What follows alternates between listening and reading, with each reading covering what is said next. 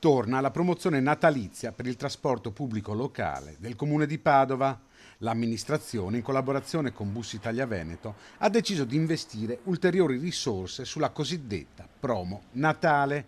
Quest'anno la promozione riguarderà però 3 mesi di abbonamento ad autobus e tram al prezzo di 20 euro. Negli scorsi anni la promo Natale per il trasporto pubblico è andata benissimo, quindi quest'anno l'abbiamo voluta triplicare, quindi un abbonamento iper scontato non solo per il mese di dicembre fino al 6 gennaio, ma un abbonamento che parte a fine novembre col Black Friday e che durerà fino a fine febbraio, quindi andando a prendere tutto il periodo del Natale, ma anche il periodo dei saldi.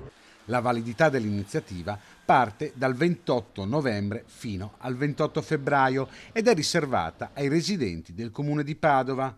L'investimento complessivo dell'amministrazione è di 400.000 euro e gli abbonamenti disponibili sono circa 4.000. Abbiamo mantenuto anche l'opzione per il mese di solo dicembre per gli studenti, quindi esattamente l'agevolazione come l'anno scorso, cercando di mettere insieme le esigenze appunto degli studenti, dei cittadini, del commercio e dell'ambiente ovviamente. Inoltre un ultimo sforzo abbiamo fatto insieme alle ditte che lavorano per i cantieri del tram per il mese di dicembre.